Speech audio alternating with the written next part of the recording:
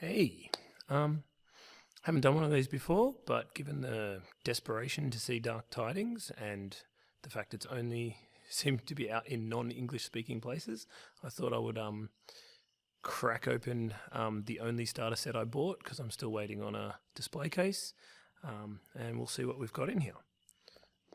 And I'm at church testing out our streaming system as a way of doing this, so we'll find out how it all goes. Alright, we've got quick start rules, tokens, again probably not going to be used.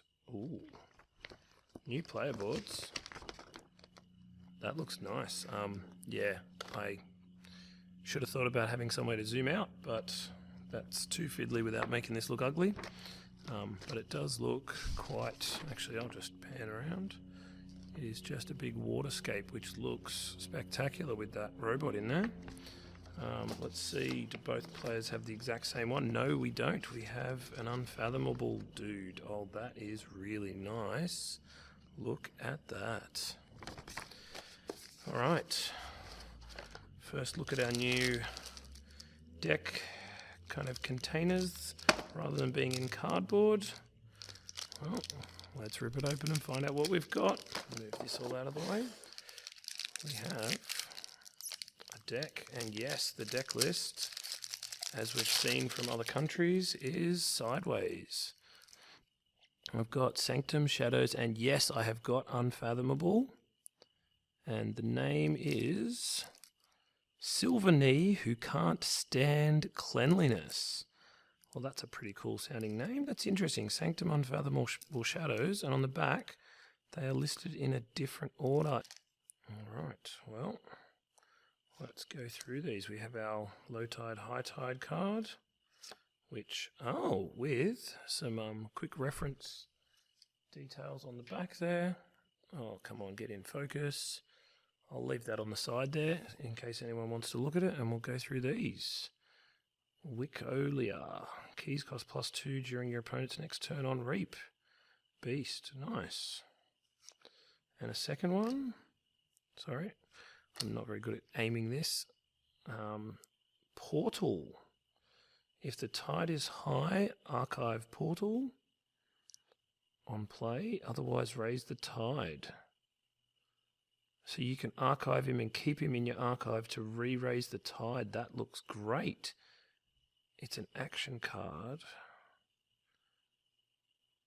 which will one-off raise the tide and go into your discard pile with an Ember Pip. And I've got 2 portals. Beautiful. Photic Raider.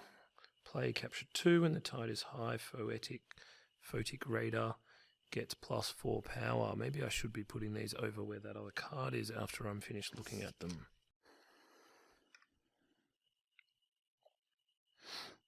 Alright, back to this. Alright, so Photic Raider, just one. We've got Valucanth, without it being a surprise. While the tide is low, he cannot be used. Fight, Reap, exhaust an enemy creature and each of its neighbours. Well, there's 2 of those. I've got Thundertoe. Exhaust 2 creatures, deal 2 damage to each exhausted creature. Wow, that's a nice turn starter. I like that. Sleep with the Fishes. Destroy each exhausted creature. Oh wow, the 2 of those cards in a row would be spectacular, although you don't really need to deal damage to them if you've already managed to destroy them, or if you're about to destroy them. Abyssal Zealot. After you raise the tide, capture 2. After your opponent raises the tide, move 2 from Abyssal Zealot to the common supply. That is fun as well. These cards look like a lot of fun. Black Gaboon gets +1 power for each other exhausted creature if there are 3 or more other exhausted creatures. Black Gaboon gains Skirmish and Hazardous 5. That is really interesting. We haven't had anything like that before. We've got, and a second one of those. Over there so you can look at him. Shoulder Id, we've seen, we're into Shadows, so we've got Shoulder Id as before, Seeker Needle as before. Sea Urchin, That's quite nice. Play capture 1 if the tide is high, steal 1 instead. So it's a version of Urchin. We've got Mug. We've dealt with Mug before. Loot or pillage. And I did see in some of the spoilers, there's a lot of these choice kind of options. So choose 1, steal 1, or a friendly creature captures 3. Very nice. Kerwallop. Deal 1 to each creature. Gain 1 for each creature destroyed this way. That could be a lot of fun with a lot of small power creatures to kill. Jackie Tar. Oh, there's our little pirate hat. He's riding a very large gun. Elusive, reap, deal 1 to a creature. If the tide is high, deal 6 to a creature instead. Yeah, wow. Let's hope you don't have an empty board on the other side when that happens. Hobnobber, if your opponent has 6 or more Ember, steal 2. He's very Shadows kind of card, but nothing too much. Hard Simpson. Elusive, after Hard Simpson is dealt damage, steal 1. If the tide is low, your opponent steals 1 instead. Oh, he's got a bit of good and bad floating around in him. I've got Whisper. Ooh, Trickle Down Theory Artifact. That is, play Raise the Tide, Omni, gain 1 if your opponent has 6 or more Ember. Gain 1 if your opponent has... Well, that's a nice artifact to just have sitting around to keep you in the game. And with 2 of them, your opponent doesn't want to ever be going to check. And yeah, wow, that'll be a bit of fun, that will. All right, and into Sanctum, we've got our Staunch Knight again. A new Shifting Battlefield twice. Move a friendly creature anywhere in your battle line. That creature captures 1. Move a friendly creature anywhere, captures 1. Okay, so 2 of those with an Ember Pip. They're nice. Seneschal Sargasso. After the tide raises a creature, a player raises the tide, a creature they control captures 2 from their opponent. So that's a nice double-sided effect. Bit of something different. Larry of the Lake. When the tide is high, each friendly creature gains +2 armor. That would have been nice in a duplicate, but just 1. Still makes life difficult. We've got a Cleansing Wave again. Red Hand Registry. After Ember is stolen from you, your opponent skips the Forge key step. Sorry, I'm holding these on an angle. Couldn't quite get the cameras all lined up. And there we go, I bumped it. Artifact. After it's stolen, they skip their Forge key step. This deck looks like it could be pretty annoying to play against. Radiant Truth. We've seen Honor or Glory. Here's a choice. Deal 3 to a flank creature or deal 3 to each creature not on a flank. That is a much better version of some of those only flank and only non-flank cards we've had from earlier sets. I love that. Barrister Joya. Lord Golgotha we've seen before, and Charge we've seen before. Well, that's the first deck. Sylvanee, Who Can't Stand Cleanliness. It's a very cool name as well. And there we go. They do have all these new symbols on there as well. So I'm guessing that those symbols represent whether they're creatures or actions or artifacts or things. Yeah, so that's definitely interesting. Well, time to crack open the second deck, I guess. There's our Tide card. I'm guessing by this card as well, though, that means they're going to stop describing hazardous and elusive on creatures that come out new, because these have all got the quick reference card. So we'll see if that is the case with the new ones. Let's crack straight on into the second of the starter set. As I said, I've only got 2 to look at. My son, who is having a sleepover with a friend, is going to be very jealous that he wasn't here to do this. Hopefully he'll get home soon and we'll get to play. And I've got another Unfathomable with Star Alliance and Shadows. So both Unfathomable and Shadows. Yeah. Wow. Okay. And I always love a bit of Star Alliance, so this will be interesting. I don't know how the Star Alliance guys are going to go underwater. We've got, yeah. And again, this time they are in the same order, so I'm not sure what the logic with that. And he's got a nice short Cunning Sultan Storm. Let's open this up. Well, I really do wish they had went back to the Coda style little red tab to pull on to open these. Used to make our lives so much easier. All right. Oh yeah, yep. So we've got these two cards again. Tide and let's go. Seabringer Kakoa. Taunt, destroyed, raise the tide. That is pretty cool. He looks like a really giant frog thing. So, but power 7 with taunt. Yikes. Okay. Razakel's Chant. Play, exhaust a creature. If the tide is high, exhaust each creature instead. Exhaust a creature. Oh, I'm sorry, I didn't put him over there. Let's get that just on the edge. Done. Rakuzel's Chant. Exhaust a creature. Wow, you could exhaust everybody. Well, there we go. We've got exhaust cards that go on both ends of kind of your turn, beginning and end. Another portal, which will... triple portal, quadruple portal. I think I will always have a high tide with this deck and one with a capture pip. That is nice, as long as... Well, I suppose the advantage of these is you can play them and just keep playing them because they'll keep archiving, particularly if you've got all of them at once. You can play them every time. Oh, that could be overpowered. I like that. Yeah. I've got another Photic Radar. The tide is high. Oh, here's something that wasn't in the other deck. A Maelstrom with the Amber AE. Nice. Put each creature on top of its owner's deck in a random order, gain 2 chains. That could have its uses, actually. A Gilt Spine Netcaster. Very nice artwork, but it's definitely a style variation. There's a lot more detail, almost photorealistic to some of the earlier ones that I quite liked that were just very, I guess, cartoony. That's where we've got those capture, or one of those capture pips, reap, exhaust a creature. So another way to exhaust things.